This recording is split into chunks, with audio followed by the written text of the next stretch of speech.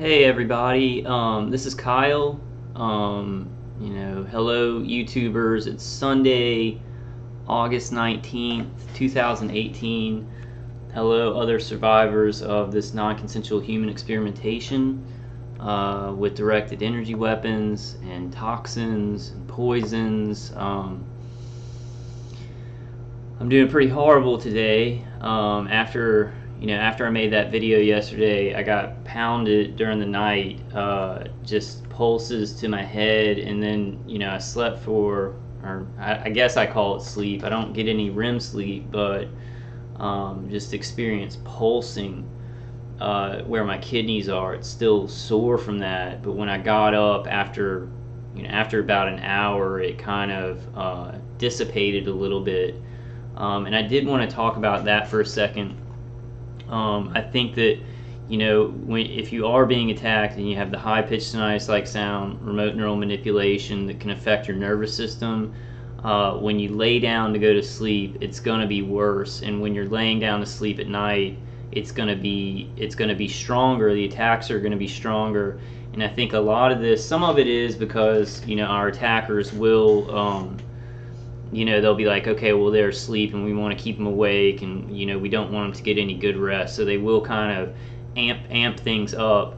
But I think there's also a thing of when you lay down, the blood flow is going to your head, and now when it does that, and these people are affecting our attackers, the people on remote platforms that are doing this to us, or it's automated. Some of it's automated.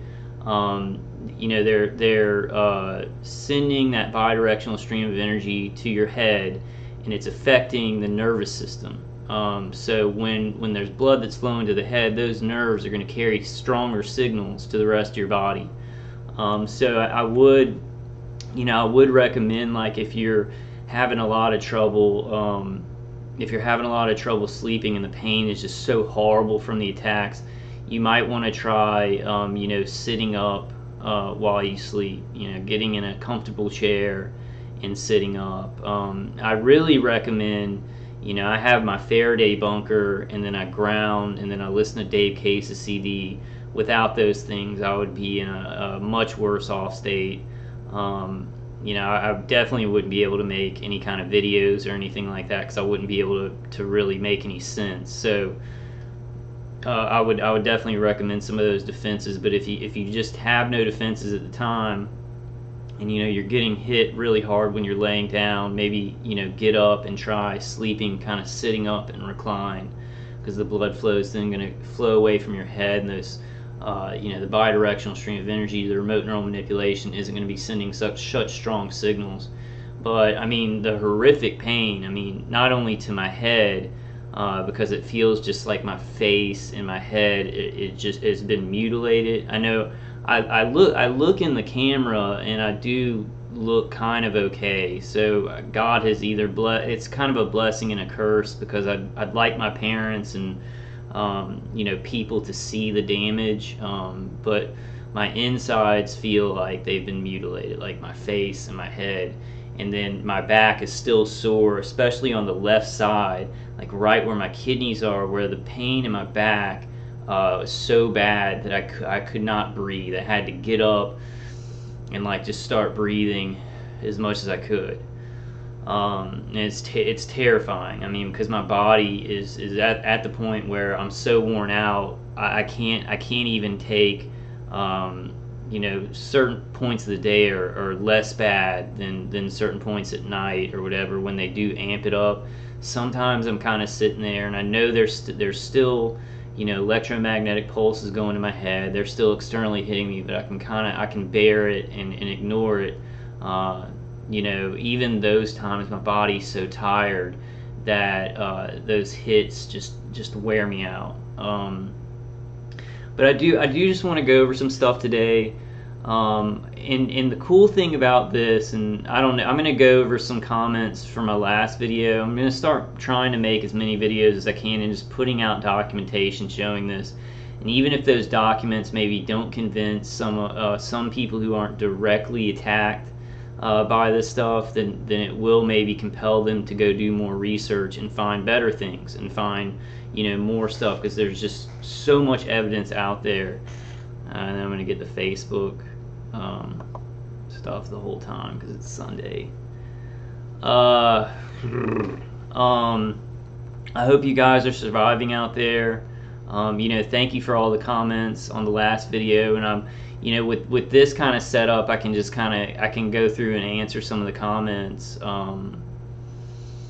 Yeah. Oh shit. This is gonna really annoy me. This is gonna really annoy me, and I don't have Facebook open, but I've got to change that setting, and I'm just, the whole time it's gonna be like that. It really pisses me off. Alright, whatever, I'll just let those come up. I'll try and ignore them, guys. It's weird, and I know that this is unprecedented, the way that we're being attacked, the way that the gang stalking or community policing works alongside this to not only discredit us, but to rile us up. And, you know, so I'm not telling anybody how to deal with things, but, you know, what I've had to do with things that do not physically hurt me. Like, say, like today I went out to walk my dog, and there's a guy in a black SUV. He's like short and bald. He always drives in at the same time that I come out. You know, it'll be like 2 at night, and I'll go walk my dog, and he walks out to his car and drives off. And you know, it's best for me to just ignore those things, to turn my back to them. You know, not you know, if you get, you know, video evidence is important. So, you know, if you're seeing one light cars, my attackers do the one light vehicles, city police and sheriff's department, and all like the vehicles from DHS fusion centers. I get community policed or gang stalked by them every time I go out, and my attackers change lights on me. And when I get my new used car, I will be getting more video of that, because I think getting video of these things is important. But you just want to do a short video, and, you know, don't confront them or get freaked out, because then they're going to do it more. So I've found that ignoring those things that don't physically hurt me, like my neighbor making noise when I go to the bathroom, I ignore it and just ignore it and just ignore it, and then it tapers off. He stops. They can't justify doing it because it doesn't you know, upset me enough. And then focus on this in a big picture. You know, putting out videos, putting out documentation, the directed energy weapons and the poisons that they're you know, hurting target individuals with. That's the important thing to fight. The system's the important thing to change, or to try and change. I don't know, things are, you know, have snowballed out of control in our entire world, and there's so much corruption, and it seems like corruption is being protected while normal human beings who are logical are just being, you know, hammered in the head and murdered, and their families are being torn apart. That's what it feels like and seems like to me, especially with this kind of program. I don't know if you want to call it a program. I don't know what we call it, just experimentation or whatever. Experimentation, population reduction, you know, all those different awful things. But let me go ahead and get started. I hope you guys are all surviving today. This is from, and I like this. I like doing this where I can share my screen, because anything that I go over, you can just see, you can see the link at the top of the page. And so if you need to pause it and make the screen bigger to get that link, you can get that link and go look at anything that I'm showing. Anybody can, you know, survivors of this and people who are not being directly targeted. It's all right there. I'm screen sharing, so you can go get these same links. They're saved on the video, and I really like that, because that's what I want to. I want to get these important points of proof out, and then keep finding more. Keep finding more. You guys in the comment section, please send me things that you've seen that you haven't seen on my videos, because I want to go over those things. If it's good proof, if it's good documentation, please send those things. I do just kind of want to read this. This is the non-lethal, and sometimes we have to look up, because on the business side, what's happening is the military, a lot of military agencies and these some of these third-party contractors, when they're using this stuff and they're talking within the military, they say directed energy weapon systems. Now, when they're doing market reports and they're trying to get investors, or they're talking to they're talking to law enforcement in certain countries, they're probably going to use the term non-lethal weapons, because non-lethal weapons, they're going to say, like, law enforcement, you want to buy these weapons because they're good for anti-personnel. They're non-lethal weapons. It takes the teeth out of them.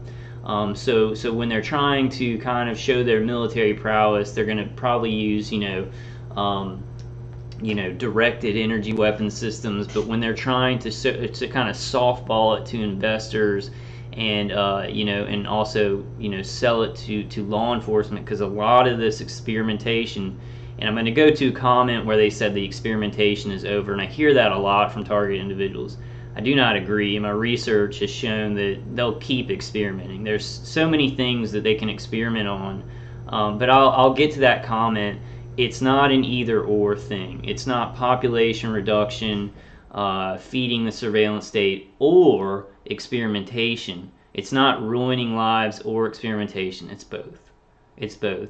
We need to start thinking that way. Nothing that I've seen with directed energy weapon attacks and this horrible torture is an either or thing. It's not like it's this way or it's that way. It's many different angles. And we got to start thinking like that. Just on all these things that are corrupt in our world, we have to start thinking multi-level, because that's how the pyramid all the way up is thinking. They're thinking multi-level. They're not thinking either or. They're not thinking we're going to do this for one goal. They're thinking we're going to do this and all these different angles we're going to be working on. Many different angles. So we need to think about that. And I'm definitely not, we need to discuss this. We need to talk about it, because I know a lot of target individuals.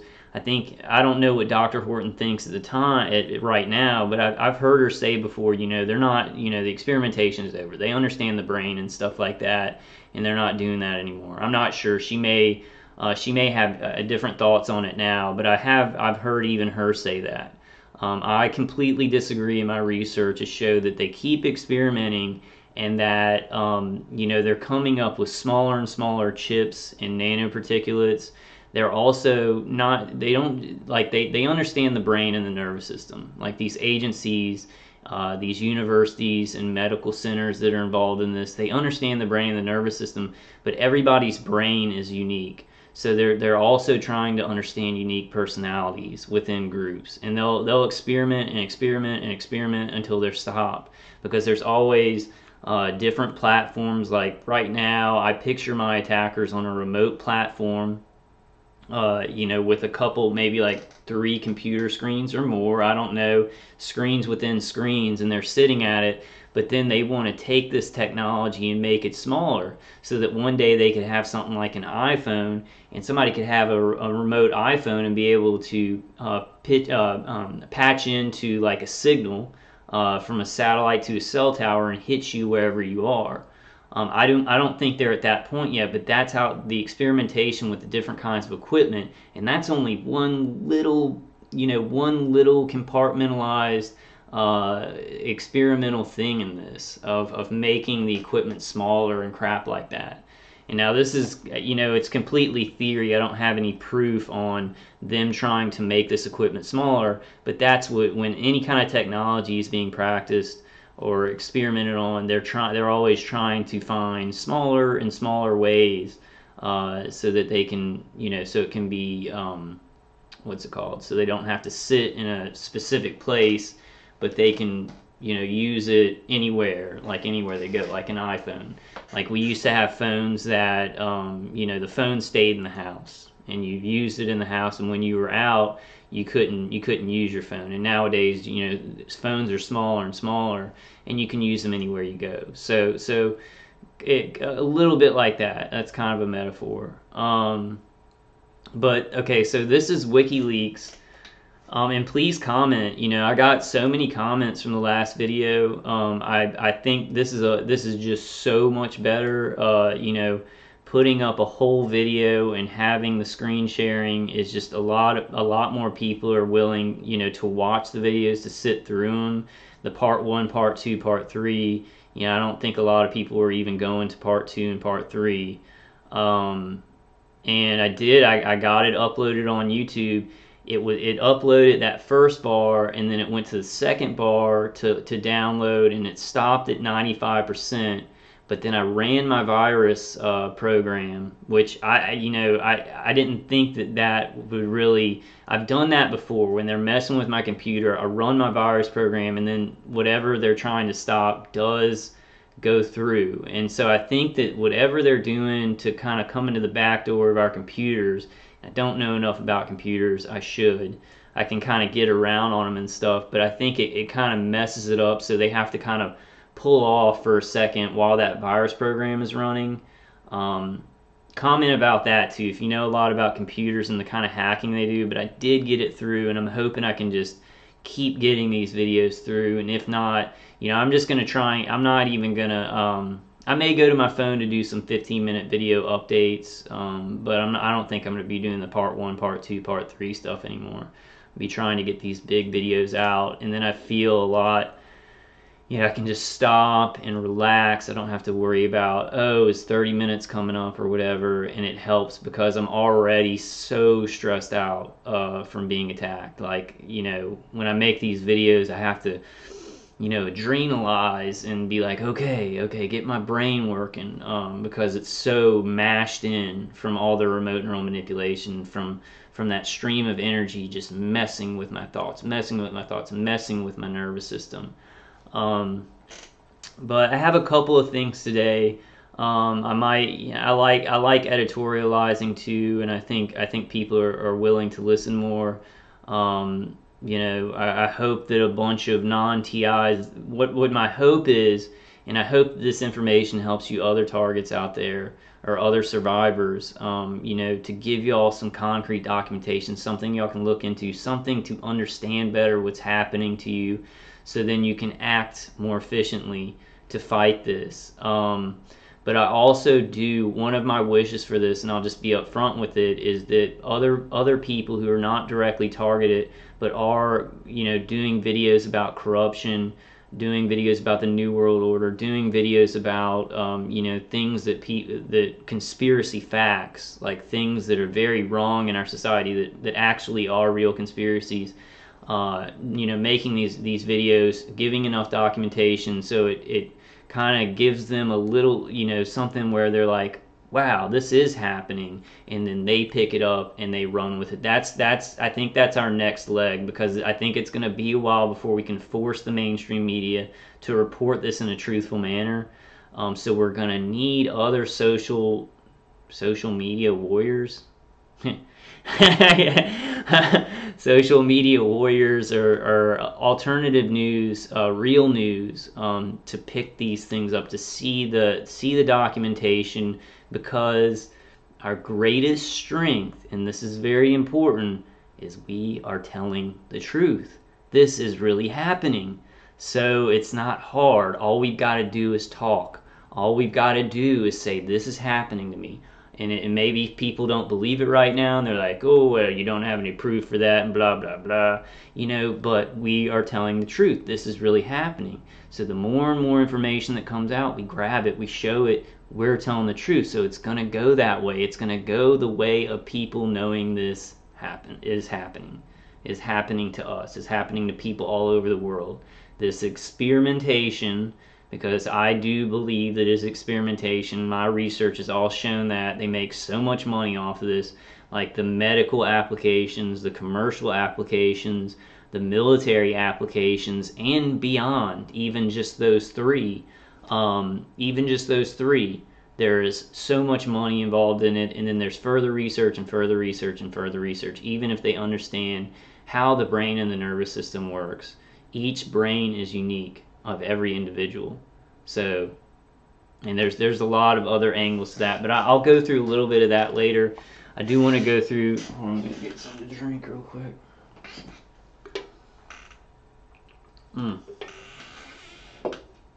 I am wearing a red shirt today, so if anybody's sensitization is red shirts, like their gang stalkers wear red, I do apologize, but I think that's one thing. If we see things that, that gang stalkers do and normal people do, the best way to solve those things is to desensitize yourself, and to try not to condition yourself in a positive way not to notice those things, so that they stop using them. And then you can see that, just, and I know that's easier said than done, but they tried the color scheme thing on me, and I was like, how can I tell? How can I tell if somebody wearing a red shirt or driving a white car is not just somebody with a white car or a red shirt? How can I differentiate? And I realized that I couldn't. And that's the whole point of gang stalking, to do these things to us so that when we see it in regular life, we're going to be like, that's a gang stalker. That's gang stalking. So what they want with this program is that the gang stalking program especially is for it to work itself, for them to put a couple of people out there wearing red shirts around you on purpose as gang stalking, but then whenever you see a red shirt that maybe is not gang stalking, that you think that's a gang. I mean, that's the whole point. That's the whole point of that. But let me get into this, guys. So not a gang stalking tactic. I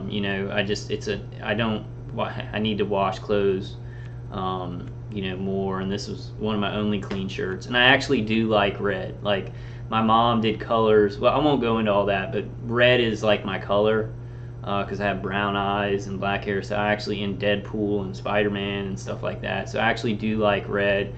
We can't let evil people co-opt everything from us, Okay, so this is from WikiLeaks. If you just go to WikiLeaks and you type in non-lethal weapons, you'll come up with all these market reports. Now, what these market reports are things to get investors interested and to get law enforcement interested. Just to show people, and you actually got to pay for these things. WikiLeaks got these secretly. But to get these market reports, you'd have to pay something like $1,000 to get the market report, so you could find out if you wanted to invest in it. So companies like that would have to pay like $1,000, and that's how they censor information. That's how they censor information from getting out about this. Even stuff where they're not saying, hey, we're experimenting on people, but they have a pyramid of censorship. So you've got to pay a certain amount of money to get certain information, and that's how they keep the information from just flooding into the public. There's so many different ways that they try and censor this information. Okay, so this is from July 2015, 8th of July 2015. WikiLeaks releases more than 1 million searchable emails from the Italian surveillance malware vendor hacking team, which first came under international scrutiny after WikiLeaks' publication of the spy files. Excuse me. These internal emails show the inner workings of the controversial global surveillance industry. Ooh, wow.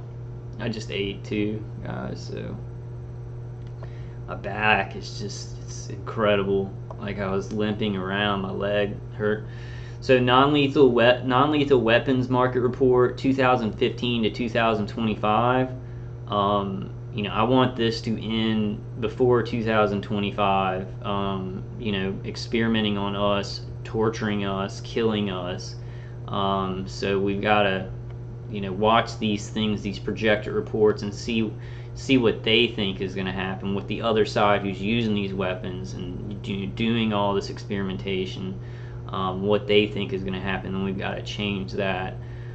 So non-lethal weapons market report 2015 to 2025, less lethal anti-personnel and anti-vehicle systems for law enforcement and military applications.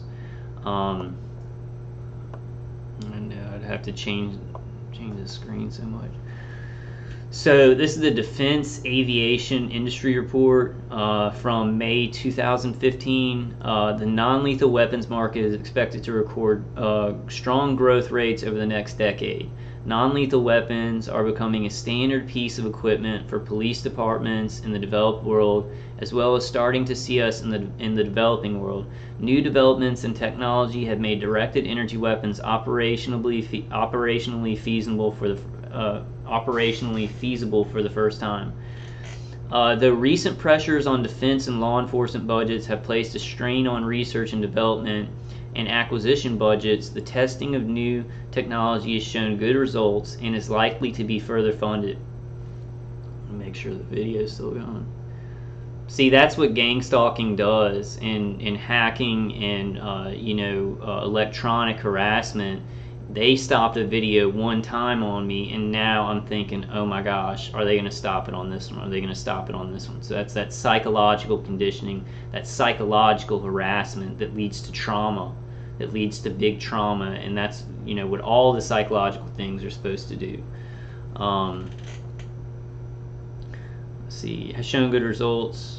Furthermore, the acquisition of non-lethal systems is likely to be given priority status by many law enforcement departments to deal with the increasing number of civil unrest situations, as well as to reduce incidents of the use of lethal force. This Vision Gains analysis concludes that the non-lethal weapons market will be worth $1,651 million in 2015. Now, and this is just the non-lethal weapons market that's kind of open to the public, not black budget stuff, not deep state stuff, not probably I don't know. I've got to look into that more, but it's not the whole enchilada. It's a small piece of the pie that is this non-lethal weapons market.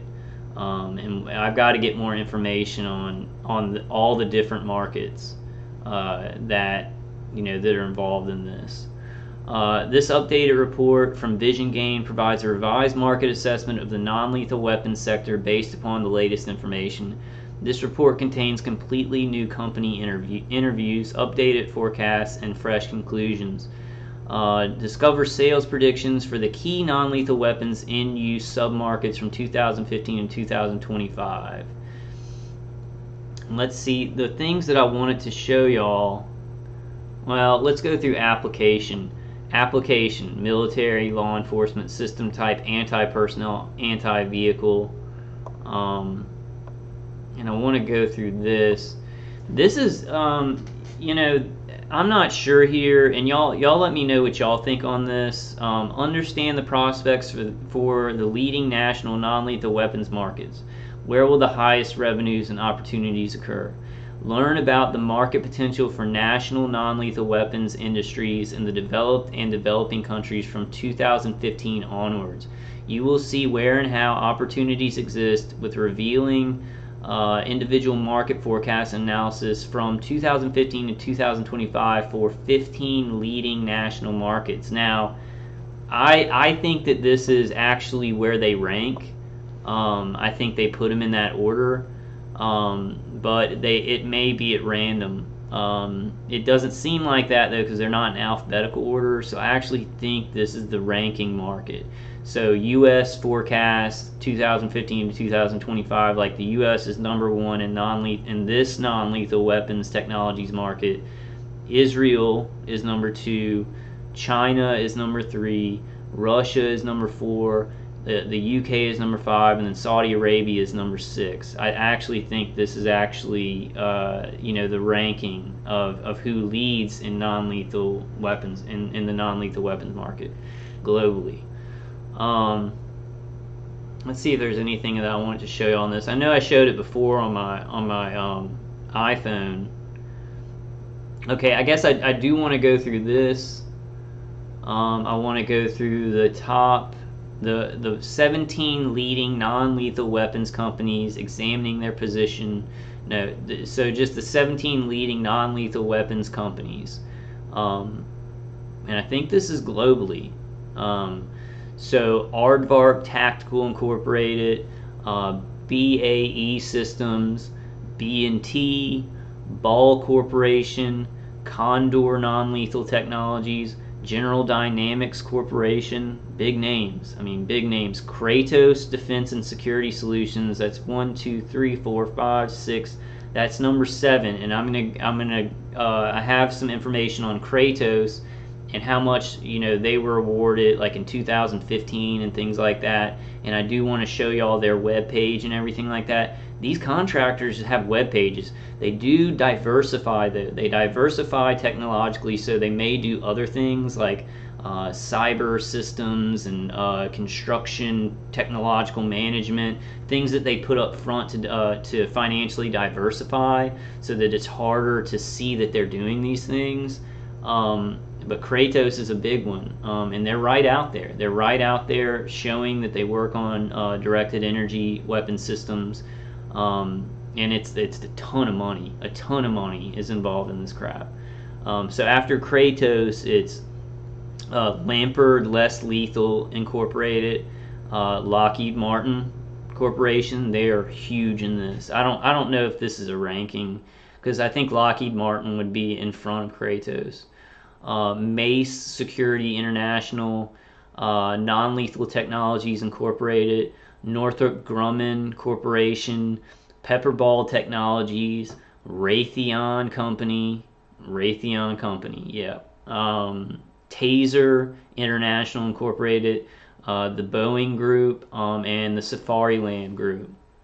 So these are reports that you'd usually have to buy, like for maybe a couple $1,000, $1,000, or a couple of $1,000 to even see some of this information. Because I would like to get this report, but you've got to call this number here. It's a 440-207-549-9967, and you've got to order the actual report.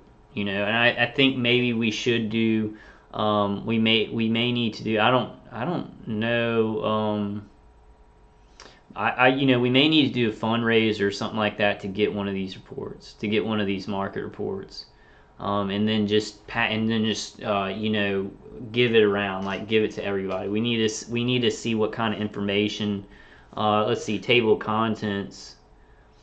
The Global Non-Lethal Weapons Market Overview, Global Non-Lethal Weapons Market Segmentation, why you should read this report, how this report delivers, key questions answered by this analytical report include who is this report for, methodology, primary research, secondary research, market evaluation and forecasting methodology, frequently asked questions, associated vision gain reports, and about vision gain. And then it has a lot of other stuff in it. Israeli directed energy weapon development, Israeli non-weapon. And I think the Talpiot program is very, very involved in that. Okay. So let's go. Ooh, my brain hurts. My head, my back, just killing. And I lean over. I'm doing these, and I'm glad I can just kind of chill and just take it slow. And that's what I'll be doing, guys. I'll probably, I'm gonna try and make these videos maybe like an hour, 2 hours. Sometimes it's very quick in an hour because, it seems really quick for me, and already 30 minutes have gone by. But at least I can just I can chill out and go through the information, and I don't have to rush. I like this a lot better. It's if I can keep uploading to YouTube. Okay, I guess what I want to do before I go to Kratos, because all this stuff should show you, like the market report, and then in Kratos, these defense contractors doing research and development on these weapons, and then doing research and development on the human brain and the human nervous system, psyops with neurotechnology. It should show you that they're still experimenting on this stuff. I think that people that maybe say, well, the experimentation is over, they may be thinking they already know the brain and the nervous system. They the military industrial complex, they already understand the brain and the nervous system. They have nothing else to explore or experiment on, and this is just murdering us. I think it is. I think there's population reduction involved in this, definitely. Not the biggest part of population reduction in the world, because people are being poisoned and starved and vaccinated into death. A lot, and our water is being poisoned and things like that. But this is definitely an angle of population reduction too. because they want us to kill ourselves while we're being tortured. They want to still get information out of it, but they would. That's like my attackers would love it, if I did that, which I'm not. And I did want to mention, there have been a lot of suicides lately from target individuals, and I don't blame those people. A lot of people get angry when anybody says anything about that, and they're like, you gotta, you can't even talk about that and stuff like that. And I've thought of things in a very general way, like, I'm in so much pain, and this would be better if I was just dead.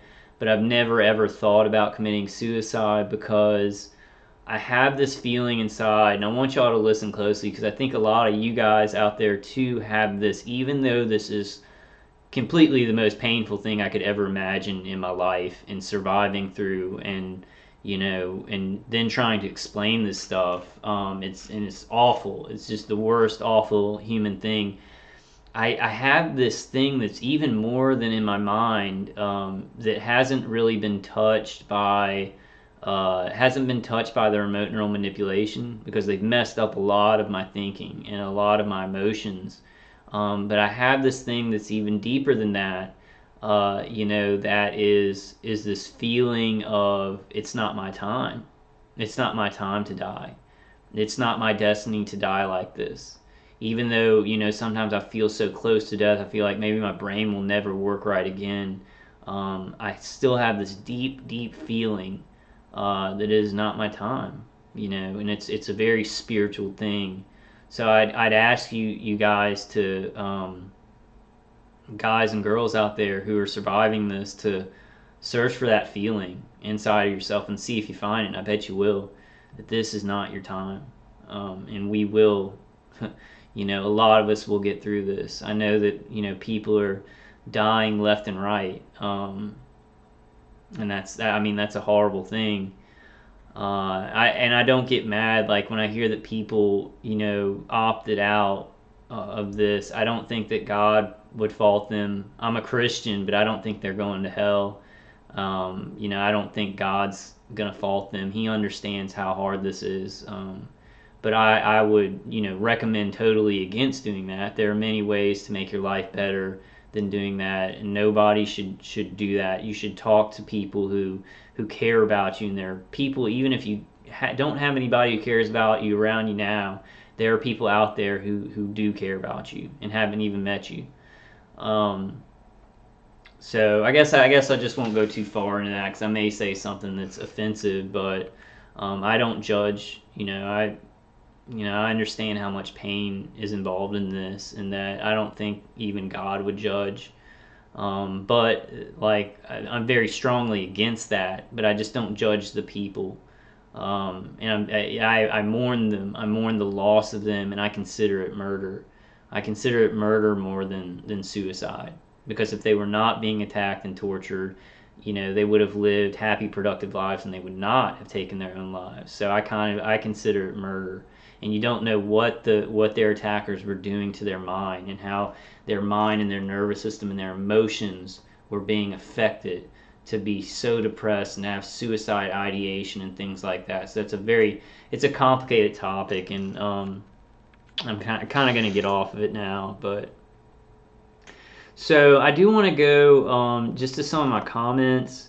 And I do want to read Gumdrop. I'm going to read your comment because I think it's important. I think a lot of people, this is a big point of disagreement amongst survivors of this non-consensual human experimentation. So Gumdrop wrote, "I see so many targets around me now. I believe everyone is going to get this, even the perps. Why wouldn't they murder them? They are witnesses to our murder, and they know how it's done and who sets up the victim. Kyle, they have had this tech for years. Please know these are not experiments. They are murdering us. Killed all my family. Same way, how do you think they have so much money? The life insurance policies. And all that is distractions to keep you thinking it's new. All tests are over. They are killing us." And I appreciate your comments, Gumdrop. I really appreciate your comments. I know that they are. Let me find okay. I know that they are killing us. They are killing us. There is a population reduction angle involved in this, but this is experimentation also. They've already learned a lot of stuff so that they can mass produce these remote platforms and the automated software, but then there's still a lot of things left to experiment on, like making the automated software more automated, where it doesn't even have to have any people involved directing it. And some people who are being targeted may not even have any people involved. They may have somebody who comes in and checks in on the automated software, but they want it to be even more automated. So, they're trying to advance the AI. They're trying to advance, the frequencies that they use to make them more, more precise, I guess, to what they want to do. They're also trying to, connect genetics, like DNA material, to functions of the brain. Like, they're not done with experimentation, and I mean, I'm 100% on that. But I see how somebody could think that, because they're just torturing the fuck out of us and murdering our families, and then they're like, oh, well, experimentation. I could see how somebody would be like, the experimentation is over, they already have all the knowledge. But with these kind of organizations, agencies, they never think that they've gotten enough knowledge. And there isn't a place where scientists say, okay, done, we figured everything out. There's never that place with science, with the scientific community. They're never just like, okay, well, we've hit the end there. And I would also like to say, this is kind of an aside, that frequency and energy is what people are made up of. But there's more beyond that. There's more beyond what science has not figured out yet. There's more beyond it, because I wouldn't be sitting here talking to y'all if frequency and energy and just my body was all that I had, because like my mind has been ripped apart. Like, they've made me depressed and just a different person almost. Messed up my energy, messed up my endocrine system. There's something further than just frequency and energy that's involved in what we are as beings, as human beings, as a species. And science has not gotten to that. So that's when I say this is an unprecedented problem. We got to use unprecedented solutions, and we've got to use those unprecedented parts of ourselves that they can't touch. There's stuff that they cannot touch with this weaponry. They can mess up the mind. They can make you feel depressed. They can push visuals in. They can make you feel like you're about to die. There's stuff within your spirit, and science has really not figured out the soul yet. There's stuff that they cannot touch. So I just wanted to put that in as an aside. But I appreciate the comment. I see how you can think that. A lot of target individuals say that. I want to show y'all things that disprove that. I respectfully disprove it, because I respect you as a target individual. You've been through so much pain, and you're like, the experimentation's over, they're just killing people. I could see how somebody could feel that way and think that way. But I want to just show you evidence to the contrary, that they are still experimenting, and they'll never get to a point where they're like, oh, we're done with the experiment, let's just kill these people off. They're going to try and use any kind of data, even if they kill somebody really fast with this technology, make that person commit suicide or something like that. They're gonna use that data off of them to put into a bigger pot of data and metadata and the Internet of Things. So, and when I say they, I mean DARPA, the DoD, the Pentagon, and then all these third-party contractors and universities who are getting some of this medical knowledge in hospitals, that are being this medical knowledge of neuroscience is being disseminated to off of our bodies being ripped apart. So I'm going to go to this, and this is Kratos Defense and Security Solutions. I think I've showed you all this before. Let's see how much time passes so fast when I'm doing a video like this, because I I feel like, why is it when you why is it when your arms are free, I seem to be able to talk better than when I'm holding the phone. That's weird. Maybe my attacker should experiment on that. Fucking piece of shit. Okay, so technology and products supporting strategic and transformational national security programs, bring disruptive solutions rapidly to market. The leader in short and medium, the leader in satellite ground systems, signal intelligence, and signal monitoring. So that's the type of, and the leader in satellite radio frequency interference mitigation. So that's stopping interference. The leader in cybersecurity and IA solutions for satellite communications. Leader in high performance unmanned aerial drone and target systems. Unmanned target systems, unmanned ground and seaborne platforms. The leader in short and medium range ballistic missile target systems. So these are the type of contractors here, and there's so many of them, the ones that I read off in that market report, that we need to go to their websites, and I'll be doing some more videos like this with the other top 17 companies in non-lethal weapons technologies, and going through what they say about, you know, unmanned directed energy weapon systems, manned directed energy weapon systems, SIGINT, signal intelligence, cyber warfare and things like that. And then what was this one? I'm going to wait for it to come around again.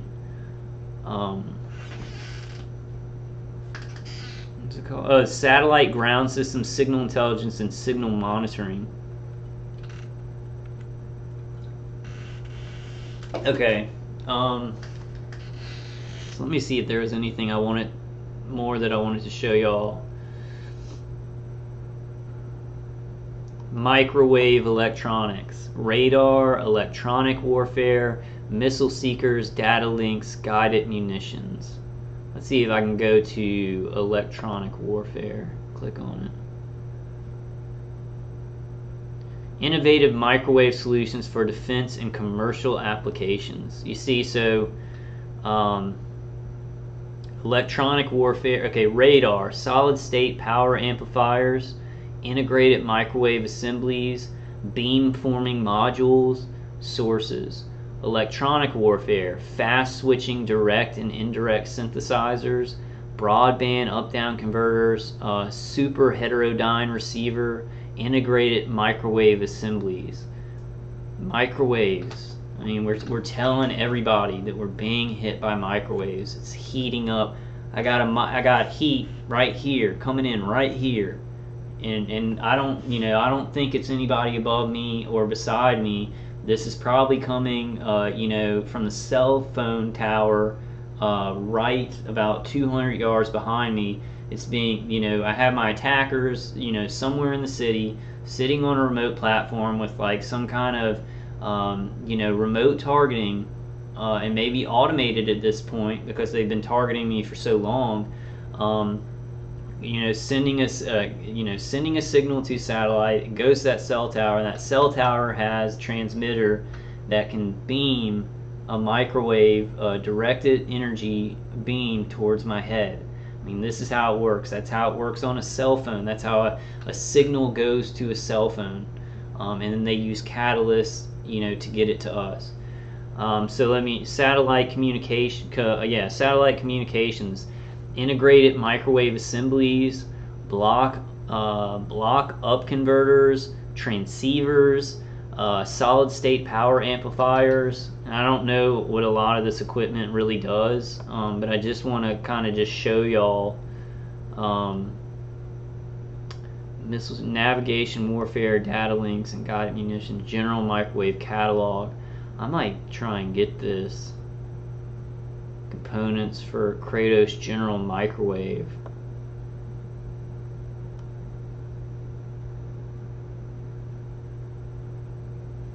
Kratos second quarter 2000. Wow. Okay, Kratos. So this is August 2nd, 2018. Kratos' second quarter 2018 revenues of 151.2 million increases 5.7% sequentially over the first quarter of 2018 and 2.2% over the second quarter of 2017.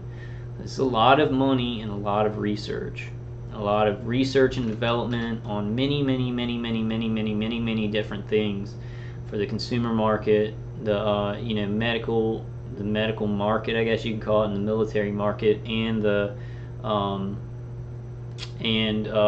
enforcement market, to market these to law enforcement.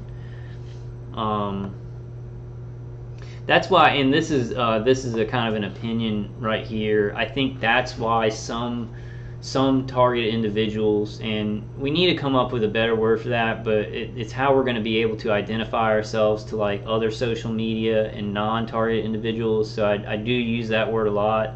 I do hate it. I think we're a lot more than a target, and it maybe does somewhat, cycle the conditioning that we're targeted. But that's just what I'm going to probably be using so that the public can look for things that we're putting online and then understand this. But what was I going to say? I completely lost the thought, and it was really important. Oh, I think that some people may, and I'm not sure about this, because at certain points, I think that everybody is being remote neural monitored and remote neural manipulated. I think that they do that even if they're going to test out external weapons that they're going to want to sell to law enforcement, that they're trying to advance for what's it called, for non-lethal weapons section. Well, non-lethal weapons is a joke, but for like crowd control and like anti-personnel weapons that they're going to try and advance to sell to law enforcement. I still think that there's going to be remote neural monitoring and remote neural manipulation. Well, more remote neural monitoring, but I do think that some people they are attacked externally a lot more, because there's over 200 like no, that's 200 neuroscience programs. There's probably more than that with advancing directed energy weapons. So I think that a lot of TIs don't experience a lot of the remote neural manipulation, like knowing that something like a visual is put into their head or something. They get tortured hardcore on their body, but then they're probably still remote neural monitored to see how it affects the brain and things like that. But I think that's why there's so many different protocols for all of us being hit. I get heavy directed energy, remote neural manipulation of my brain. So I get external hits, and then I get manipulation of the nervous system, manipulation of brain function, emotion, visual cortex, blurred vision because they're shooting microwaves and remote neural manipulating my occipital lobe. And then some people, so it's hard sometimes because we hear people with a lot of different protocols in this, but you got to understand there's so many different programs in research and development, and I'm going to keep saying research because they're doing research and development. They shouldn't be doing it on non-consensual, civilians. That's a way bigger than a huge no-no. It is a genocide. It's a horrible satanic genocide. But I think that's why it gets confusing sometimes. Because a lot of people don't really experience anything that's going on with their mind. They may be remote neural monitored, and they may be picking up signals from their brain that they don't really notice. But then they get tons of external hits because they're researching and developing like weapons that they want to sell to law enforcement. So I think we got to understand that. Or some people may be being targeted for more commercial aspects of directed energy, so they may not get gang stalking that much. It may, it's just all rolled in together, and there's so many different programs and protocols. Tell me what y'all think about that, because sometimes I think that no matter what they're doing and what they're because I think they can advance the weaponry that they want to sell to law enforcement by external hits, but then they could also throw in remote neural manipulation and remote neural monitoring, and they're still going to get the data for how it hurts somebody, how something externally physically hurts a target or a survivor of this. But y'all put in the comments what you think about that point. That we have a bunch of different protocols because there's a bunch of different reasons that they're doing research and development. Let me know y'all's thoughts. I sometimes think that everybody is remote neural monitored and remote neural manipulated, which means that I really do. I have that thought, and maybe somebody tell me, if you don't think you are. I've heard a lot of target individuals say they don't think they are, but I kind of am like, yeah, you are. You just don't know it, and they're doing it more subtly. But I don't know. I could be convinced otherwise on that. But I do at this point. I think that all survivors of this non-consensual human experimentation are getting remote neural manipulation and remote neural monitoring. That's what I think right now. But y'all let me know what y'all think. I did want to go to this comment, and it kind of made me feel bad. It kind of made me feel bad because like I'm getting hurt really bad, and I'm at a point where I'm like, man, I shouldn't even do videos anymore. I can barely think, but I can still kind of talk okay, and I can still put up documents that could lead people to doing their own research.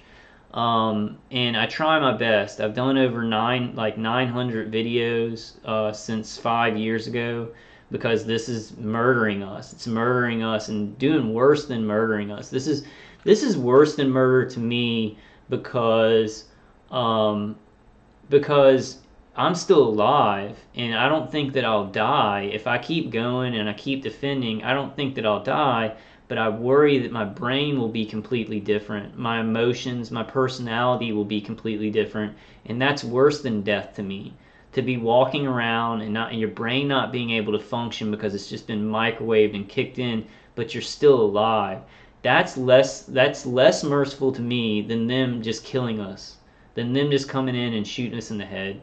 It's what they're doing to us is changing us over years and years, detrimentally changing us, and then we still walk around and we have no energy and we feel like, God, I want this to be over.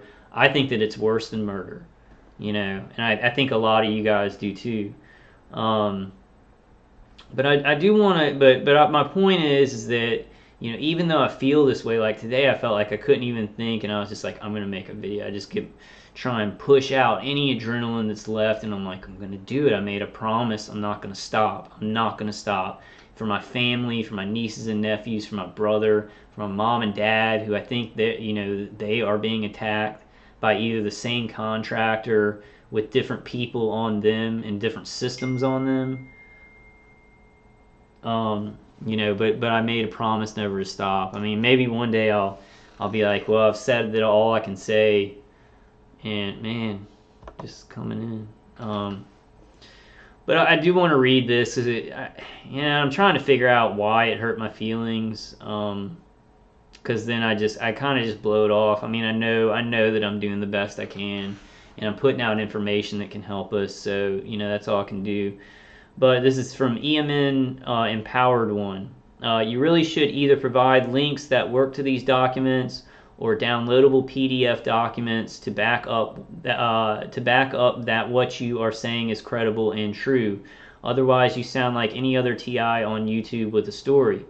And it may have been some constructive criticism, but Ian, buddy, look at the links on the top of the page. Anywhere I go to, that link is there. That link is there. That should be enough. That should be enough. So I don't even understand his comment, but I felt like, and maybe he wasn't trying to be negative. And I think I want to put this into my videos. I'm just going to do those two comments today. No, actually, let me do the top the one that's first, because I want to give a shout out to TI Gang Stalked in Willis, Texas. I like this comment. Hey, hey, and I said hey back. So I like that comment. So I want to give a shout out to her. Please leave your comments. I noticed that I had a lot more comments on these videos. When I started out, I had a lot of comments, and then I was looking at my videos yesterday, the videos that I've lately been doing, and there's been 1 or 2 comments. I'm gonna try and do something like this so that you guys can feel involved. Anybody who's a target individual, you know, coming to watch the videos, you'll feel more involved. I think that because I you know, would just put out videos and that's all I had energy to do, and I really would not go into the comments and reply. I think a lot of people were like, well, he's not going to reply, so we'll stop leaving him. But I do want to, and I have a comment from Have No Fear.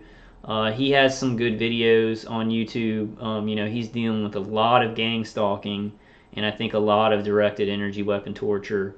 Yeah, I'm pretty sure. He kind of, you know, he'll make videos where he's like, you know, let's think about this and let's think about that. I think some people give him a hard time, you know, because he does kind of, he gets metaphysical, but we got to think about just certain things, and he's doing a good job because, you know, our brains are being torn up. We're going through all this, and it's better that it's good to just get your camera phone and say what's happening to you, and just say what's happening to you. You know, I've done that many times. So like he's doing a good job, and he's not stopping. He's not you know, he hasn't stopped talking about this, and that's awesome.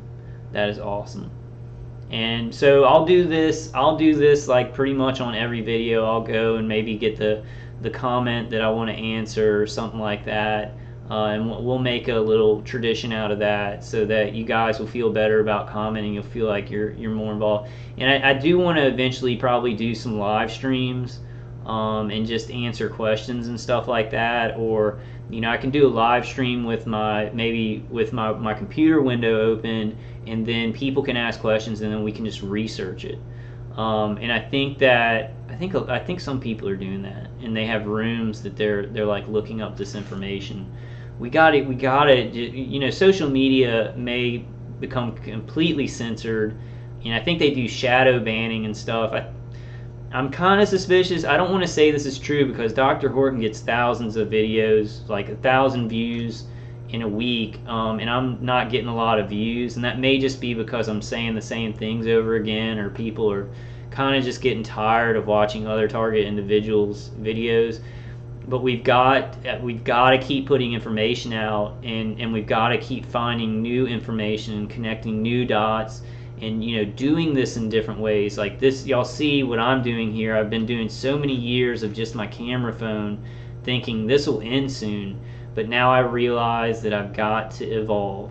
I have to evolve. And I've evolved in other ways fighting the targeting, but I haven't evolved with making my videos. I've actually devolved because my attackers have stunted that. So I've got to fight through that, find some new ways of getting this information out. When something's kind of growing stagnant or not working, we have to just reconfigure, re-put ourselves together, and come at it in a different way. Unprecedented changes, unprecedented adaptation, and I think a lot of people are doing such awesome stuff and adapting to it awesome. So I want to go on here, and, you know, like, and for Ian Empowered One or whatever, yeah, it seems like positive criticism. He wasn't, you know, trying to be mean or anything to me, but I don't understand it, because the links are right up at the top. You can pause your screen and then get the exact links that I was on. And I said go to you know, gangstalkingcrimes.com, so I didn't really understand that one. Maybe when he watches YouTube videos, the top is cut off and he can't see the links or something like that. But, you know, totally cool. You know, positive criticism, negative criticism. So I did want to show, okay, yeah, I want to go to this news story about Kratos. And I'm kind of just, I pick on Kratos a lot, and we should really pick on all of these contractors, because they're these, you know, I look at these contractors and I think these are the security solutions groups, and Kratos, and you know, Northrop and Grumman and Lockheed Martin. You know, some of them manufacture and do research and development, but I see these people, and they're the ones that I think are carrying out a lot of the remote attacks. They're the ones researching and developing. Like, my contractor's name, you know, I'm almost 95% sure this is Arcadis.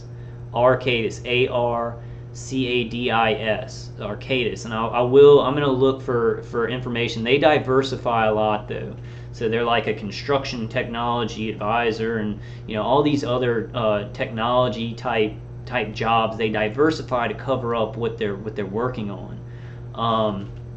But I'm gonna try and find some concrete information about their directed energy weapon systems program and experimentation, and bring that to y'all in a video. Let's see if I'm getting really long-winded here. Yeah, I kind of am. Okay, I'll go through a couple more things, but I do want to read this. This is from Kratos Defense and Security Solutions. Kratos, and this is from 2015. Hold on.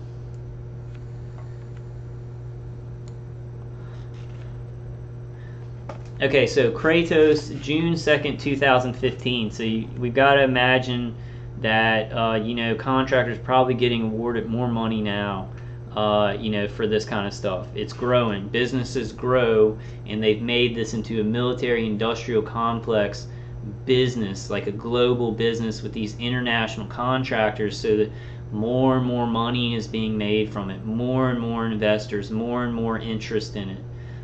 So this was in 2015. And that's a scary, scary thought. That is so scary that they're growing a genocide torture program as like a business. And it's not just a business like, hey, let's make money off commercial products for this stuff. It's like medical stuff, military stuff, just neuroscience in general. And the sad thing, like, I totally disagree with non-consensual human experimentation, but I do not think that this technology is going away. I think that we're going to have to reach a point where we drag it out into the light. People understand that the technology exists, and then there are watchdog groups to watch it. But I don't think we're going to be able to just demolish, non-ionizing microwave radiation or electromagnetic directed energy, and it being used, for medical applications and advancements, consumer advancements and stuff like that. I think we're going to have to get to a point where it's in our world, but nobody is being directly just ripped apart by it. We'll all probably be hurt by it. I don't know. That's a big topic, and I don't, my brain can't really think right now. I think that I'd want to rip all this down and do away with this technology until humans were ready to do it in a way where they weren't going to hurt anybody, and they were smart enough to use it and it wouldn't hurt the human body.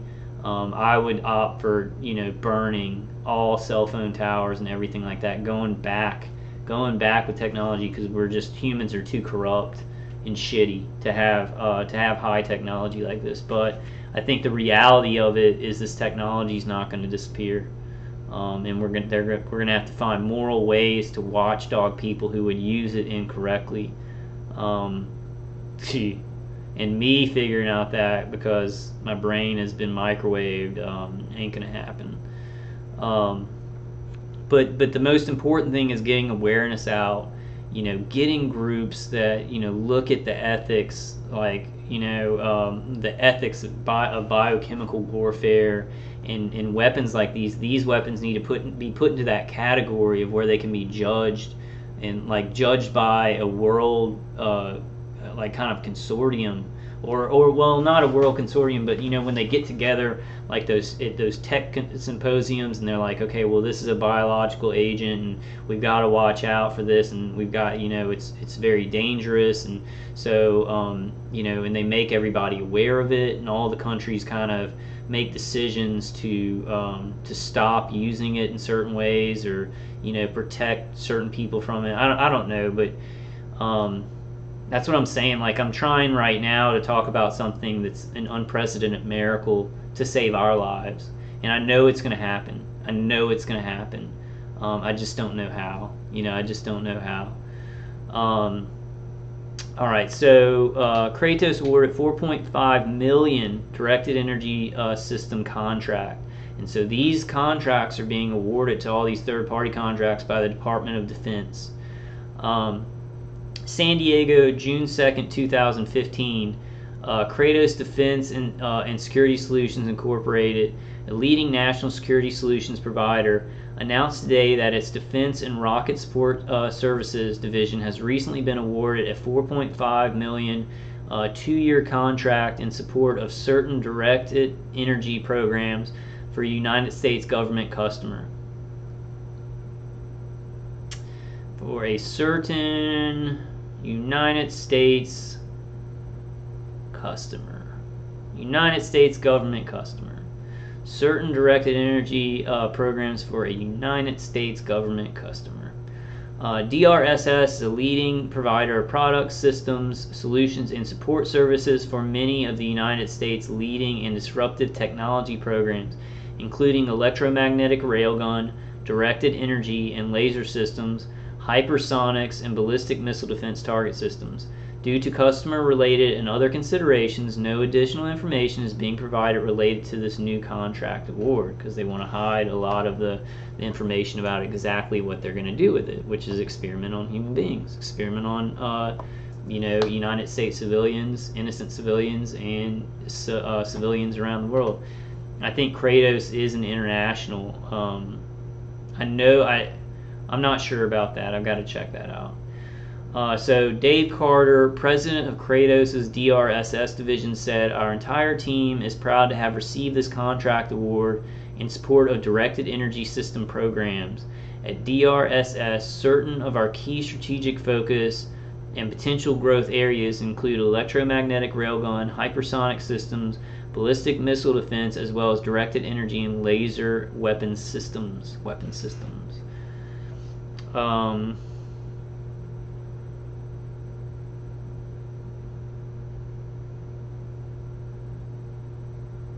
Alright, I'll read this next one. I may read the two next paragraphs.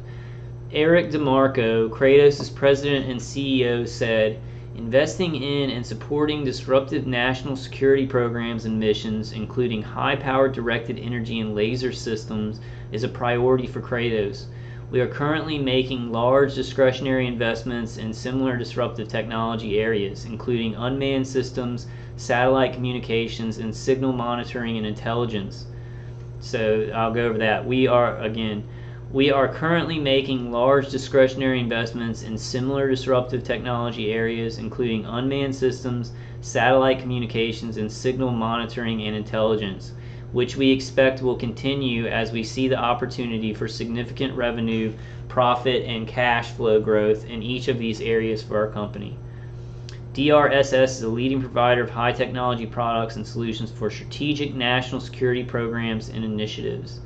So for strategic national security programs and initiatives, including disruptive railgun, hypersonic vehicle, directed energy weapon and ballistic missile defense target programs, and missile and combat system upgrade and support. Okay, so y'all got those websites. There's many other. I may do a couple of videos where I just get a certain contractor and then read a bunch about them and look at their directed energy weapon systems research and development, so we can see the culprits of this, who's carrying it out at a bottom corporate level. And then I think even some of these guys. Oh, and I want to do a shout out to Dr. Horton's cabal signaling. Look at Kratos. Look at the name. Look at the name. You got, with the A, you got a phoenix with a pyramid, and the little eye at the top of the pyramid. So that is definitely cartel signaling, right there. So I just wanted to give a little shout out on that. There's going to be a lot of kind of Illuminati symbolism or Masonic. I think I would like to call it more Masonic symbolism, because I would call the Illuminati more of a cabal now. But I guess Illuminati's okay too. I've been going for a while now, and I don't want to make these videos too long because I want to keep making them. So went through Kratos and then the non-lethal weapons thing, and I'll switch it up and go through some other topics. I do want to show this. Okay, so we gotta watch this guy. We gotta watch Dr. James Giordano. This is another seminar he gave at Georgetown. TRADOC, Mad Scientist, 2017, Georgetown. Neurotechnology and National Defense with Dr. Giordano. I kind of just want to play this whole thing and do commentary, but I'm not gonna do that yet. Maybe one night when I'm just feeling like I have to, I'll just play the whole video and just do commentary through it and make like a 2-hour video off of his 1-hour seminars. But I do want to play just two things that he said in this that kind of caught my ear. And we gotta watch this guy here. I'm probably getting sick of me talking about James Giordano, but he's talking about neuroweapons and the toxins and the poisons that they use with neurotechnology to do this targeting. He talks about targeting specific human beings. So he's talking about what's happening to us. He's talking about it like, oh, they're testing on animals, and maybe in the future. But this is what I want.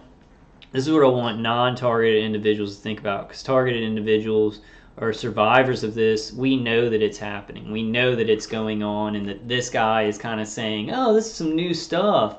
And the military-industrial complex is really 50 years ahead of what he's talking about. Like, they're using it in an everyday setting, in a civilian setting, all over the United States and in other countries. But then he comes out and he's like, oh, well, we're at the crest of all this technology. We know that that's bullshit, and that's how it works. That's how these people do these things. They advance technology, 50 years ahead or whatever, and they get somebody coming out when they finally want people to kind of know about it, so that the public sector can, put in their creativity to what's already being done. They talk about it in certain ways. And I would like to also add that we know that technology increases exponentially. So if technology increases exponentially, what does 50 years ahead of current technology really mean? We've got to think about that a lot, because like in 1980, 50 years ahead of the technology in 1980 meant something different from in 2018 than being 50 years ahead of the technology when technology increases exponentially. So we've also got to think about that. You guys out there who are just like, oh, these crazy people in tinfoil hats and it sounds like Star Trek and stuff like that, you need to get your heads out of your asses. They're not going to be telling people about stuff that they're doing when they're experimenting on human beings and hiding this technology and trying to advance it further so that they can always be ahead of the populace. You got to get your heads out of your asses, and you've got to connect dots. Like, you've got to connect dots. And I'd also like to ask any other people, especially targeted individuals who are making videos, like Ian Empowered One, man, if you don't like what I'm doing, you should do some videos. Like, you should do some videos and do it the way that you want it to be done. So that, like, we cannot be spectators. In this targeted individual community or group of people, or just people who it's being done to around the world, we can't afford critics and spectators. Now, I know that a lot of you are being hurt so bad you can't even think, me too. And even just getting on, making a video or making a video journal or making a blog or getting on Twitter and just saying, wow, I'm being targeted. It feels like this. It feels like this. And coming from your corner of what you're experiencing, that it can be way more valuable than you could even imagine. Way more valuable than you can even imagine. So, and I'm not getting on anybody. I understand not being able to do certain things because the torture's so bad, and the behavioral control and what they're doing to your mind and nervous system is so bad. So, don't take it as that. But people who have enough energy, and you see this as maybe just like, this is too big and I'm just going to kind of wait on it and I'm just going to watch what other people are doing. Don't do that. We can't afford critics and spectators in this group of people. We are dying. We are dying. So, get up and do what you can. And I'm not talking to a lot of target individuals because I know everybody's working so hard out there. I know that. But just if you can, and you're just like, kind of like, well, I don't know what I can do. Try and hit your wagon to Targeted Justice, or Freedom for Targeted Individuals, or Stop 007 if you like Dr. Horton, or get in contact with Romola D and see if you can help her out in some way. There's lots of places to fit in and help, and just do as much as you can. I'm sorry to. I'm not lecturing because I've been playing video games for like the last couple of years. Just trying to endure the torture and ignore the Chatterbox V2K, but we've all got to just try and get whatever we have left and throw those rocks at that giant, man, and hope that God will direct them. All right, well, let me go through this. I don't mean to lecture anybody. I'm just kind of trying to get myself pumped up. We have to keep being reborn because this shit tears us down. This shit has torn me down to levels that I just never knew I'd have to deal with, that kind of psychological pain, or that kind of isolation, or that kind of physical pain where I felt like I couldn't come back. And we've got to push and just become adaptation and change and do something that does work. Never get stagnant with this stuff. I'm telling myself that too, because I get stagnant with things and I keep doing things that don't work. And I know this is a huge, hard, complicated thing where we're all like, well, what is going to work? But we've just got to throw those rocks, man, and work with smarter people than ourselves, like Richard Lighthouse and the people at Targeted Justice, and all right, well, I'll stop there. I want y'all to listen to this, as well as perhaps engaging them in dual or direct use within intelligence and psychological operations. In the former sense, with regard to economic leverage, here what we see is building up neuroscience and technological market presence through the use of various medical techniques that can then be used to influence, again, global stages in the medical market. We're looking at $175 billion US per year with regard to neuroscience and neurotechnology. That's a lot of influence. We're looking at things like medical tourism, and we're also taking a look at how we can then infiltrate a variety of international markets with neuroscientific tools and products. Who is going to be the big player in this increasingly as we move towards 2025? China. We'll talk a little bit more about that in a moment. As well, the ability to utilize neuroscientific tools and information in ways that allow us to understand more about the capability of not just potential opponents, but virtually anyone, has indeed been an area that has been delved as neuromarketing. Understanding how brains work to do the things that minds do then allows us to better understand how to affect psychological interactions with various groups of people. Okay, so y'all heard what he said there, and that's one of my little proofs that they are still researching and development, because you heard about that little compartmentalized sector of neuromarketing and understanding personalities within groups to be able to advertise consumer products to people. And then there's like many other thousands of different angles that they still want to learn about. So with neuroscience and neurotechnology, and that's just one of them. So to say like, well, they understand the brain and the nervous system, so research is done and they're just killing us, it's not correct. It's not correct. They are killing us. I agree with you there, but it's not correct. We need to understand what they're doing so we can fight it. So we can fight it and show people the right information, and they can understand, like, and say, okay, there's so much money involved in this. All the research, consumer research for consumer products, research for the medical industry, and advances in the medical industry, advances in the military. I'm forgetting probably a lot of other stuff. How the brain and the nervous system works in certain personalities, genetics, DNA. DNA being parallel to brain function, electrical brain function.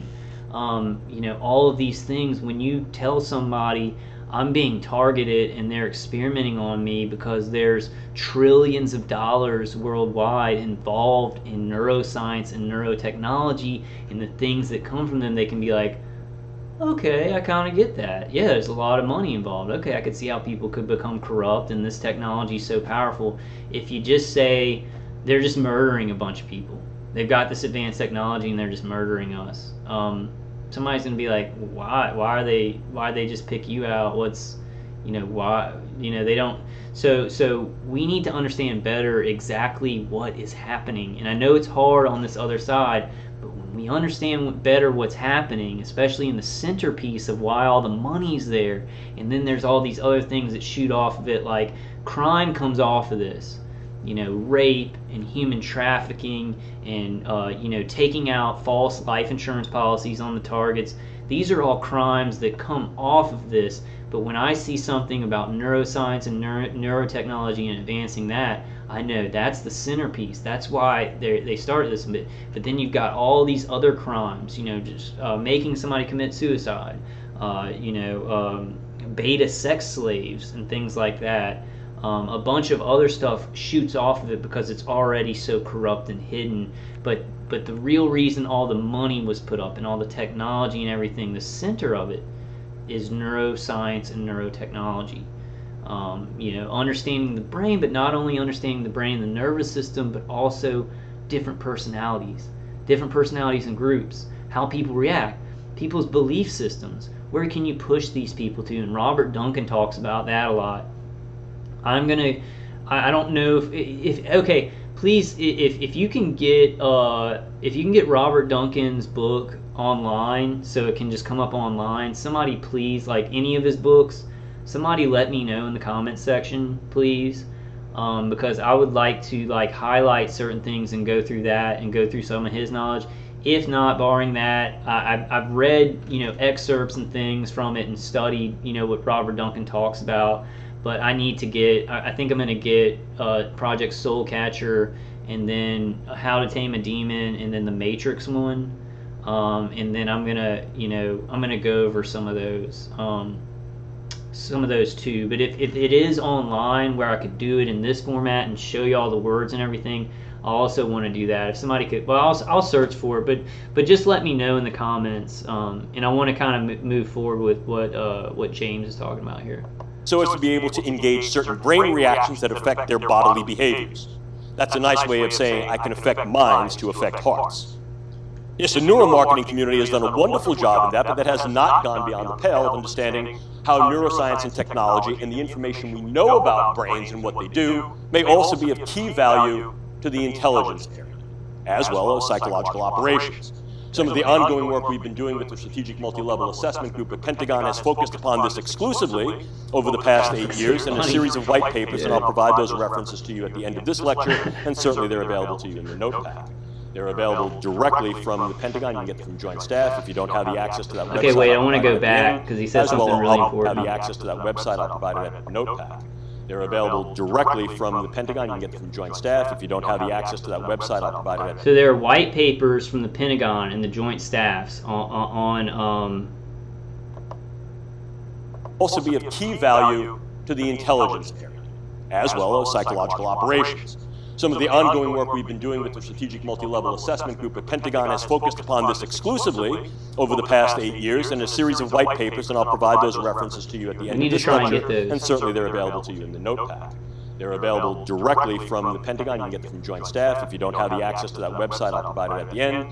As well, I'll be happy to provide you with each and all of those. Our point of contact there is a gentleman named Sam Rem, and I'll give you his email as well. Sam Rem. And what we've shown over the past... So take that name down, Sam Rem. Sam Ren or Sam Rem? Hold on. Ooh, I like this. I can just go to Google and look up Sam Rem. Nice. Sam Rem. Pentagon. Sam Rem. Pentagon Defense Technical Information Center. Sam Rem, Pentagon. Pentagon Wars.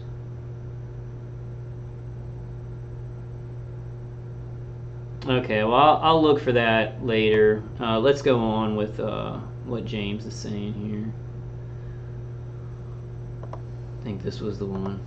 8 or 9 years over our convening the strategic multi-level group, particularly the neurocog group, is that indeed the viability of these techniques has grown.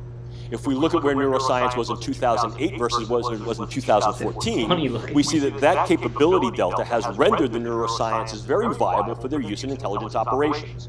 The more we know about the way people think and tick, the more we may be able to develop those techniques and technologies to alter the way they think and tick. Y'all hear that? Y'all heard that, right? So the remote neural monitoring and studying the brain and imaging the brain can help to change the way they think, change the way they tick, behavioral modification, trauma-based behavioral control, trauma-based mind control. So I want y'all to hear that again. In the soft weaponology, we really got to just delve into everything this guy is saying, because I think he's involved in a European project, like a brain project that I think involves this kind of targeting on citizens. Papers, and I'll provide those references to you at the end of this lecture, and certainly they're available to you in the notepad. They're available directly from the Pentagon. You can get them from Joint Staff. If you don't have the access to that website, I'll provide it at the end. As well, I'll be happy to provide you with each and all of those. Our point of contact there is a gentleman named Sam Rem, and I'll give you his email as well. Sam Rem. And what we've shown over the past 8 or 9 years over our convening the strategic multi-level group, particularly the neurocog group, is that indeed the viability of these techniques has grown. If we look at where neuroscience was in 2008 versus what it was in 2014, we see that that capability delta has rendered the neurosciences very viable for their use in intelligence operations. The more we know about the way people think and tick, the more we may be able to develop those techniques and technologies to alter the way they think and tick. To alter the way they think and tick. And they're already doing that. They already know how people think and tick on a general level. And that so now they're altering the way people think and tick. They're trying to alter me through remote neural manipulation and trauma. So it's very important for people who are not experiencing direct targeting of themselves and their families to understand that that's what they're doing. That's what they're doing here. And this guy's saying it. He's saying it. He's saying it. He's saying it. He's involved. He was an advisor to the Pentagon Joint Staff. And now he was involved, some of his colleagues are involved at DARPA, and now he's working in the UK on another brain project in the UK. And he's putting it out in this manner where they're like, yeah, well, should we do this? Should we do this? That's propaganda. That's how they get this information out. That's how they get people in the public sector and their creative knowledge on it to kind of give them more resources for things they've already been doing, but so that they can I don't know, make it better, but kill people easier, control people easier, so get worse actually. Let's keep going. I want to see with the other video because I don't want to. What is that? At 3:35:42. I'll play a little bit more of this. Let me see. I can make it just 2 hours. That's fine. Still existing in the soft weaponology side, because essentially we're not necessarily using the brain sciences directly to affect another individual. We're using this solely with regard to their ripple impact in terms of what they're able to do to an economic market, or what neuroscience information is able to allow us to understand about the way we interact with others. A key example of this latter function exists within a DARPA program called Neural Networks, or Narrative Networks. The program manager there was Bill Casebeer, currently at Lockheed, that specifically used methods of the brain sciences and interaction with he just said a bunch of really important stuff. Bill Casebeer, who's now at Lockheed, he worked at DARPA to work on a project with Neural Networks. Of neuroscientific laboratories, to develop a deeper and keener understanding of the way brains work, to be able to develop insights to the way people think, and how they can be influenced through information management and psychological operations to therefore mitigate volatility to violence and aggression. But see, that's now let's turn the page. Okay, so you saw how he's rubbing his hands and he's looking down and he's lying.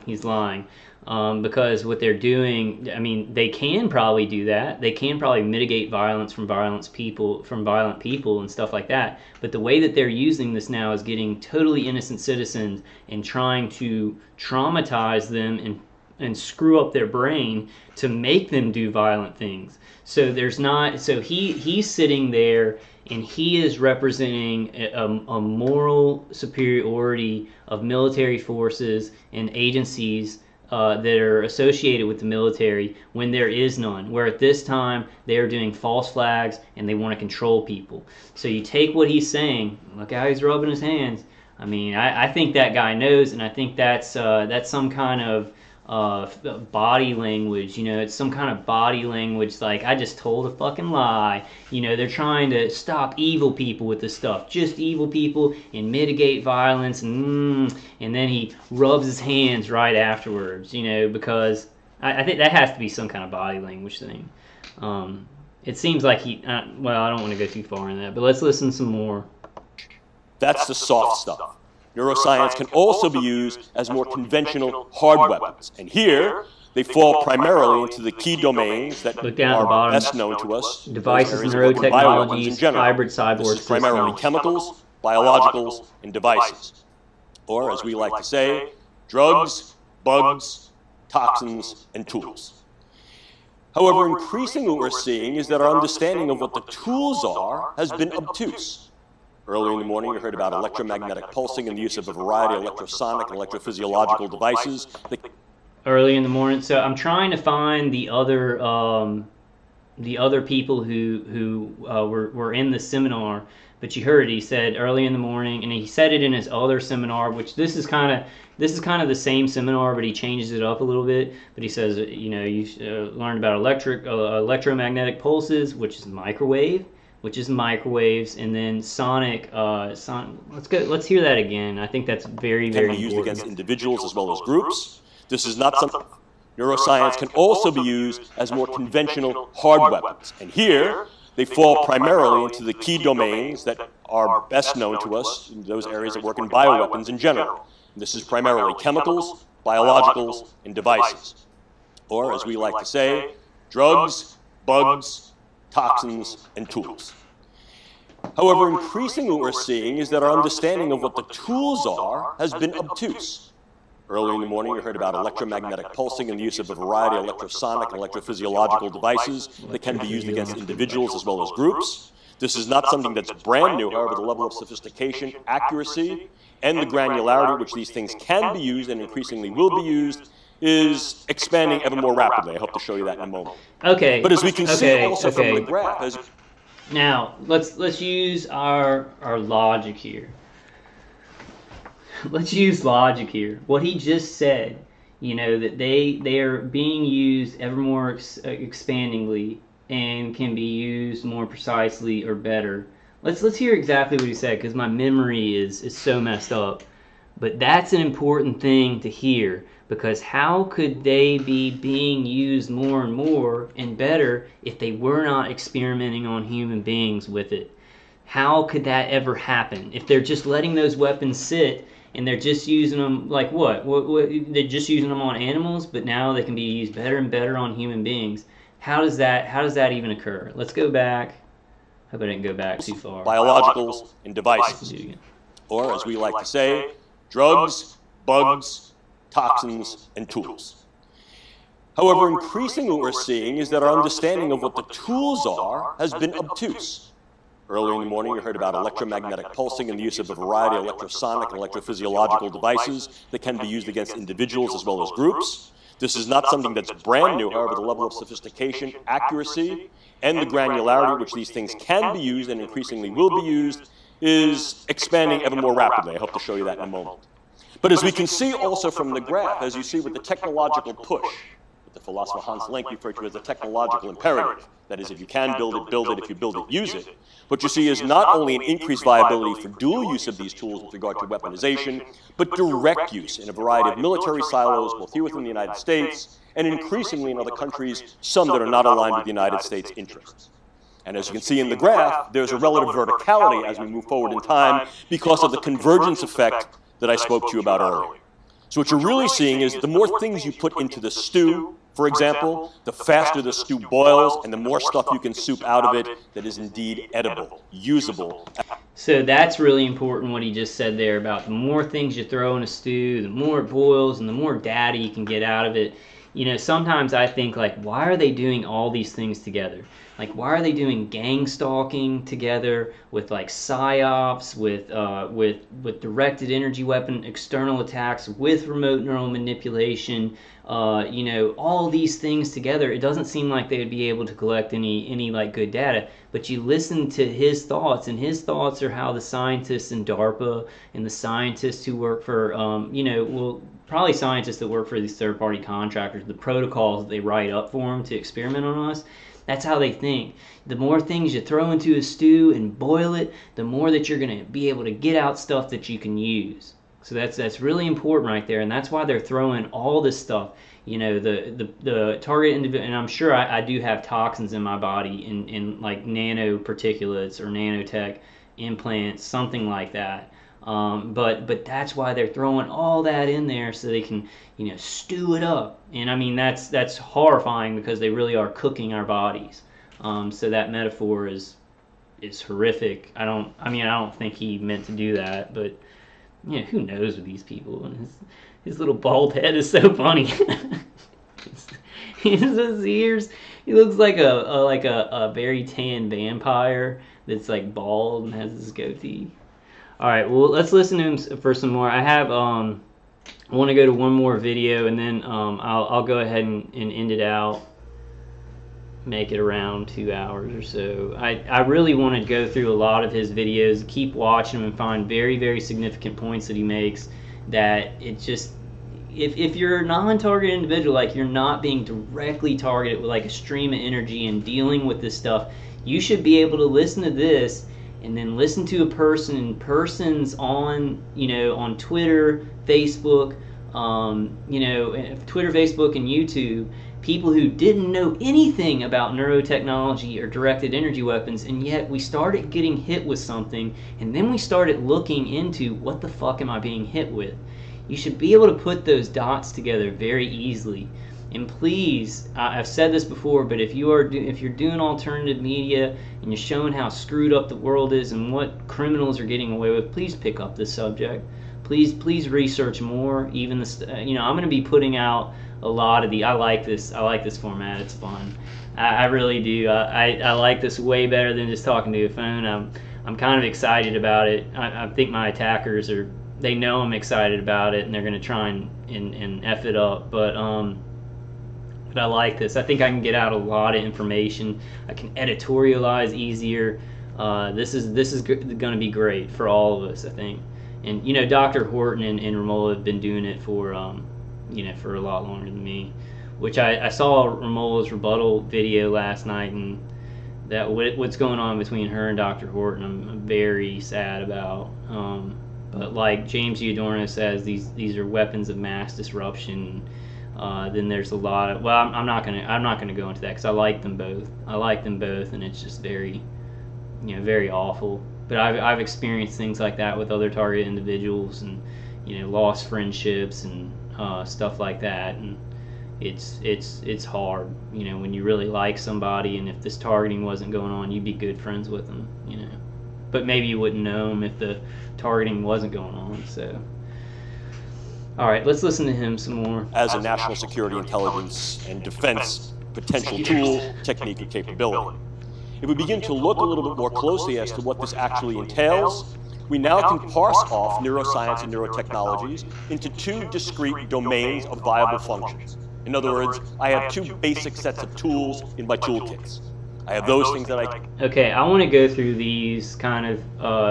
so neuroscience technology for NSID, assess access. So what I would say with assess access is I would say assess remote neural monitoring versus access remote neural manipulation. But he's saying assess and access with the different technologies, and there's a brain that's being targeted in the effing seminar. So assessment technologies, neuroimaging, neurophysiological recording, neurogenomics and genetics, neuroproteomics, neurocyber informatics. And I think the neurophysiological recording would be remote neural monitoring. Neuroimaging mixed with neurophysiological recording would be remote neural monitoring. And then interventional technologies, that means that they are actually interfering with the brain. They are manipulating the brain. Cyberlink neurocog manipulation. So almost remote neural manipulation is very similar. Cyberlinked neurocognitive manipulation. Cyberlinked neurocog manipulation. Novel pharmaceuticals, neuromicrobiologicals, organic neurotoxins, neurotechnologicals. So they mix these microbiologicals and organic neurotoxins and then shoot you with the weapons to see how this is all going to mix in and can manipulate neurological function. Oh my God.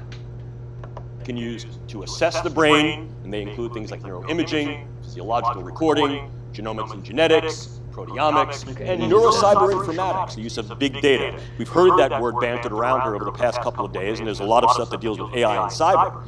But certainly what we need to understand here is this is information.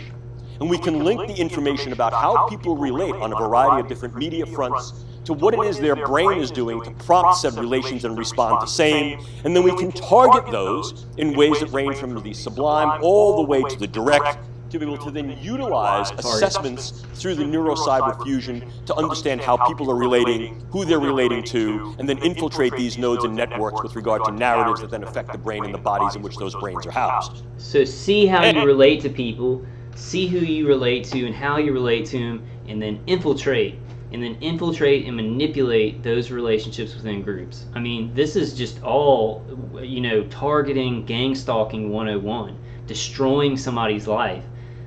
It's an experiment. They're still experimenting with this crap. They could, like, we're rats or something, and they're just doing whatever they want to us. I want to go to the next video because I don't want to just bore. Well, guys, go watch this. Okay, you got the link up there. Just watch this guy. He, like, the whole thing, he's talking about what's being done to us and why.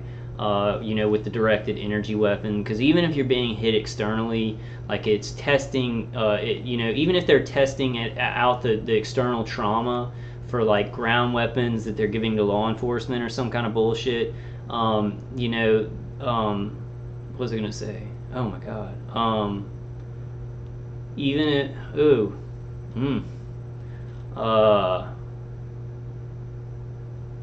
man, brain wipe there. Okay, let me go to the next one. I was gonna say something like, you know, it's manipulating the brain. It's still getting signals from the brain and manipulating the brain. Even if they're testing for how things affect you externally or something like that, which I think is a very small little angle of this. I don't know. There's so many different protocols. I don't want to say that, you know, what somebody said about their protocol isn't true. But I really, yeah, I do think that all you know, survivors of this experimentation, if they're going to hit you with directed energy, then you're probably you're being remote neural monitored at the very least.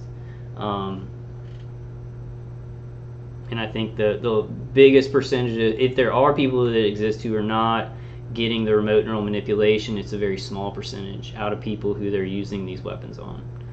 So I'm going to go to the next video, and I need to, you know, look into that more. And that's a very, you know, there's so many different protocols and things like that. So I don't want to say anything that's like absolute. You know, I don't have all the answers. I do not have all the answers. None of us do. We've got to put these puzzle pieces together. We've got to look at it. We've got to discuss it. We've got to say what we think is going on. We've got to back that up with documentation, and then discuss it more. Keep discussing it until we get a clear picture and clear evidence. Is viable? Is this capable? Of course it is. Are there other scenarios that individuals could spin? Yes, absolutely. Moreover, you heard earlier about the idea of nanoparticulate matter that can be utilized in a weaponizable way. And here, too, we're looking very, very strongly at what nanoparticulate matter can do to the nervous system. Some ongoing studies with our colleagues in the medical branches of NATO have, in fact, shown that the use of nanoparticulate matter in a scatter arrangement can be used to incur what looks to be broad-scale epidemiological stroke epidemics. So what we're able to do here is infiltrate the brain space with nanoparticulate matter that aggregates in situ, on site in the brain, and does one of two things. Either penetrates from the vascular space, gets in through the... So that was important what he just said. So nanoparticulates that can collect in specific parts in the brain. Now he talks about there are certain nanoparticulates, nano agents that can actually get into the brain and cause strokes. Now with us, it would be nanoparticulates that where they can, send an electromagnetic pulse to the brain, and it would get a better reading from those neurons, from those neural clusters or whatever. I'm really forgetting now. Yeah, I'm gonna have to maybe wrap this up in a second, but these are very specific nanoparticulates and nanotechnologies that they're using to amplify the directed energy attacks, not only the signal, because they have a bidirectional stream of energy that's getting to your brain somehow, and it's getting a signal back, and it's sending signals in. And those nanoparticulates or nanotechnologies are amplifying that. They're amplifying signal in, signal that they can get back from, and they can introduce these. And he'll explain how they introduce them. Hold on. The bloodstream gets in through the nose, through the mucosa, or infiltrates the vascular space and clogs it. What is the result? What's called a nanoparticulate stroke, or a hemorrhagic diathesis, fancy word, for it's a predisposition to individuals having brain bleeds. Demonstrated? Oh, absolutely. We're able to show animal models of same, and the Italian group has done a fair amount of work demonstrating that nanoparticulate matter can be highly disruptive, not only of brain vascularity, but brain function. So you have a You may not necessarily right incur a stroke, which is going to be hemorrhagic diathesis, fancy word, for it's a predisposition to individuals having brain bleeds. Demonstrated? Oh, absolutely. We're able to show animal models of same, and the Italian group has done a fair amount of... Kind of look down into the... I don't like doing that because I make weird movements and stuff like that too, but a little bit weird. When he's turned that way, he looks down to the right before he says it. It's probably some kind of tell. Animal models. Before he says it, what's in his brain is there are human models for causing strokes and stuff in human beings. Now, my targeting doesn't have that, but my dad did have an aneurysm in his brain, and he was being hit by some of this, and I don't know if there was enough neurotoxins or nanoparticulates in his body, and that maybe it intensified it too much and caused that. I'm not really certain about that, but this gets me thinking about that aneurysm that my dad had.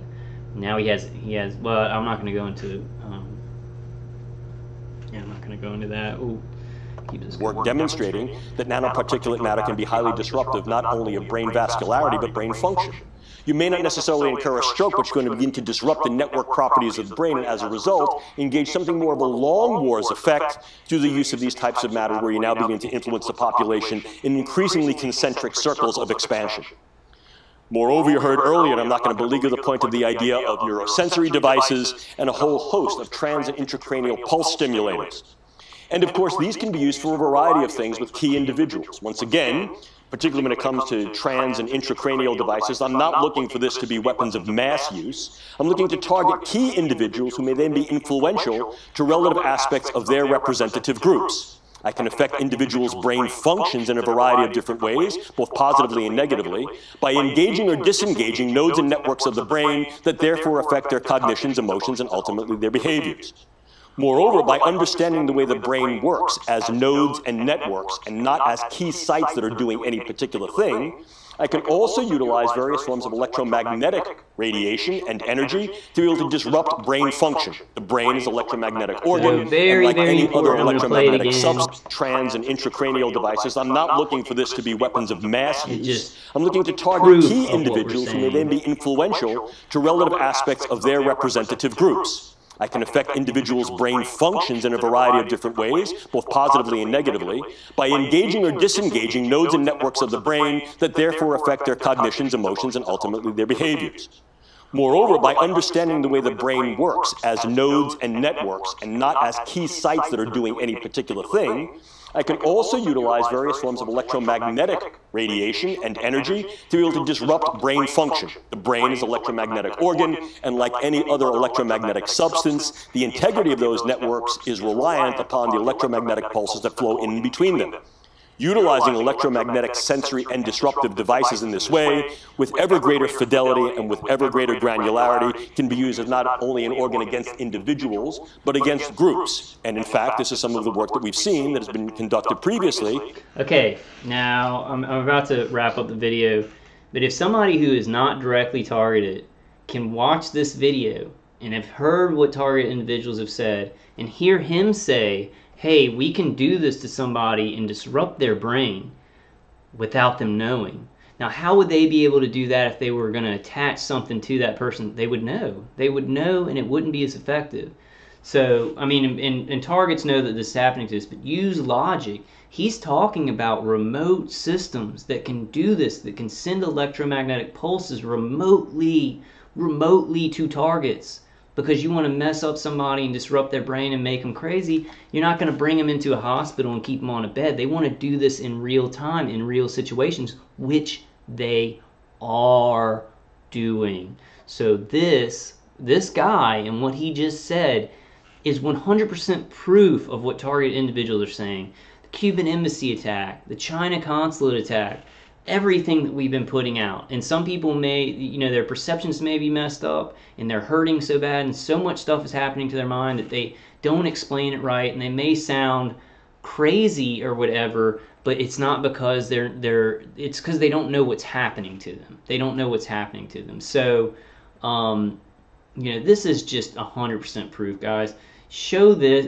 He says electromagnetic pulses. The brain is an electromagnetic organ, so they can definitely affect it with electromagnetic pulses, directed energy, microwaves, electromagnetic pulse.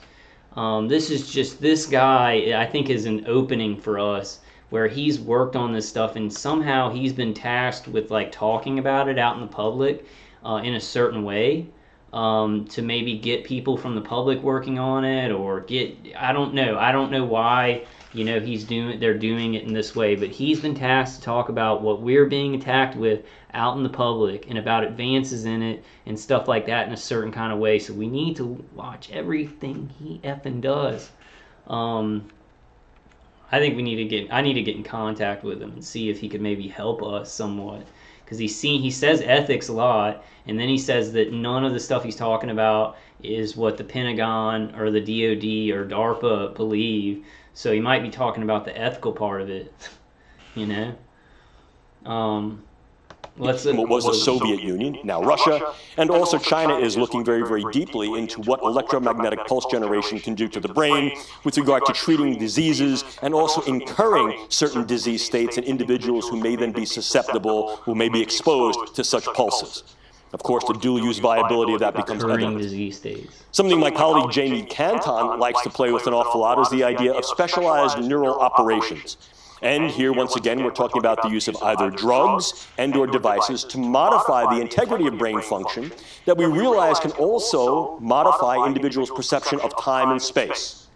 We talked earlier about how these may be used in interrogation scenarios, and this too may be used against key individuals to be able to modify their perception of time, their perception of what occurred and what did not, memory modification, etc. Memory modification. If we keep pushing the envelope a little more, we need not... I want to make a comment. Okay, I think I've got to wrap it up. I'm at about 2 hours. But I have experienced, and I know that sometimes when you're having fun, time flies by, and that happens.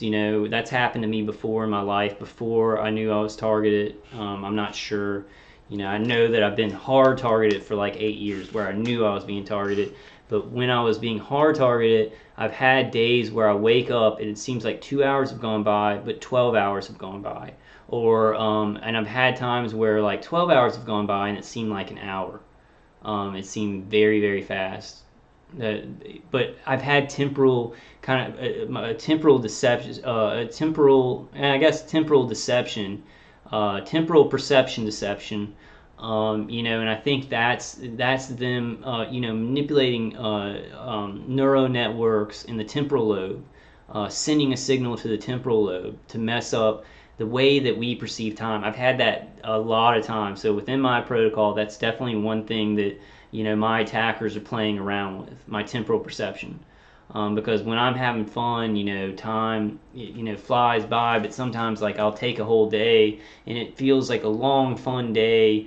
And then here it's like, I'll be sitting there, I'll wake up at 2 in the morning because my sleeping's off, and then it'll be 9 o'clock all of a sudden, and it feels like I've been sitting there for 2 hours. So they do that to me a lot, and it's very artificial and very pronounced, very pronounced. All right, let's listen to a little bit more of them, and then I'll close it out, guys. Limit neurological modification, engagement, and weaponology to the human frontier, who may recognize also that anything biological can then be weaponized. Here we're talking about primarily is the idea of weaponized, non-human animal drones. And clearly the one that comes to mind is something referred to as the DARPA beetle. This is nothing prototypic. This was a research, development, test, evaluation, and small-scale use enterprise where DARPA was looking to understand how to affect the nervous system of a living organism through the use of integrated biosensors and engaging articulated devices. And what the DARPA beetle, as well as the DARPA fly, demonstrated pretty well is that we can harness the nervous system of an insect, particularly a fairly large insect such as a beetle of this magnitude, as well as smaller insects the size of a large bee and perhaps a large fly, as we'll see subsequently. And by harnessing into their nervous system through the use of very, very fine-scale wiring and the use of optogenetics, coupled with an onboard battery pack that is solar sensitive, so the battery never runs out, and the use of onboard RFID sensors that allow us real scale, both sensing and communication with that simulatory pack, it allows us to engage the nervous system of that organism. So that would be as if I'm saying I take a particular thing, I strap it onto my bug, I infiltrate that bug's nervous system, and I control the way it moves. By controlling the way it moves, I control the way it goes. I control its wings pattern. I control where it hovers, where it flies, where it articulates. And what I can also do is I can then couple this to a very, very small scale set of either biosensors or cameras. And what I basically have here is a biodrone. I can go one step further on. I can also impregnate that they can direct where the insect flies, and the with a very small scale weaponizable delivery mode. In other words, if I'm using a very, very small scale bioweapon, such as a very potent organotoxin, or the delivery of a very small level of microbes that we know can either replicate and infect, or is genetically modified to have a very, very high morbidity effect. Like I've heard a lot of stories from targeted individuals about like having bugs that were always around, like the same one that would fly in and just sit there, and I don't know. I mean, I don't know how much they're using this out, like amongst, in the communities on targeted individuals, but I would bet you they are. I'd bet you it's become pretty. I can then utilize this not only as a reconnaissance drone, but also as an infiltrative weaponizable drone that can then deliver some payload to a specifically small and contained group in a very specialized way, or if I use enough of them, an ever-expanding larger group. Now, obviously, the reason the DARPA was looking to do this was primarily to understand how nervous system... I'm getting a headache. And it's about 2 hours. I've gone about 2 hours. But I'll be making a lot of these. I like this, and I don't feel like I don't want to do it. I feel like excited, kind of about. It really gets my mind, like doing some good research and getting some links and stuff like that. So I'll be bringing y'all more stuff. Please still send me stuff by email. Send me stuff in the comments if it's good documentation that you think everybody needs to know. I think we should all start doing videos like this. You can get a simple software and a webcam. I think it was like for the webcam, well, it was actually like $60, and then the software was like $40. So it's about around $100 a webcam and the software to get this, about $100, and we could just get documents and put them out on YouTube, Twitter, Facebook. I'm gonna put all these videos on Facebook too. But all right, guys, I think I'm gonna close this one out. Let me just say a little short prayer. In the name of the Father, and the Son, and the Holy Spirit, in the name of Jesus Christ, Dear Lord, please let this information flow out to people who will carry it forward. Please let it help other target individuals out there that are hurting so they can understand what's happening. Help us to keep moving forward and see miracles and this stuff. If not totally just demolishing the technology, please help people to be aware so that it can be used in moral ways and stop being used non-consensually on human beings so we can fix problems in the world instead of just creating more and more and more. Please take care of all people who are surviving this non-consensual human experimentation. Take care of their families, give them strength, give them miracles, give them defensive ways to protect themselves, and people who will help them and care about them. In Jesus' name I pray, in the name of the Father, Son, Holy Spirit. Alright guys, I love y'all. Please comment just about anything, and let's keep rolling on. I think 2018 has been really hard. I've seen a lot of people, and myself, I've just had no energy at all and no mental energy at all, and I'm demoralized because this keeps going on and on. But we've got to keep going, and we got to keep reinventing ourselves and doing whatever we can and keep moving. Never lose hope. This is maybe one of the most feeling hopeless situations that I've ever known of, or even in fantasy movies and comic books or in real life. But we have got to become unprecedented and adapt in unprecedented ways, to keep going here and getting the word out. Alright guys, I love y'all. Please stay strong. Send me a comment. I'm going to try and I got some phone calls to return from some emails and stuff like that, so I'll try and get in touch with you guys. And alright, I'll see you on the next one.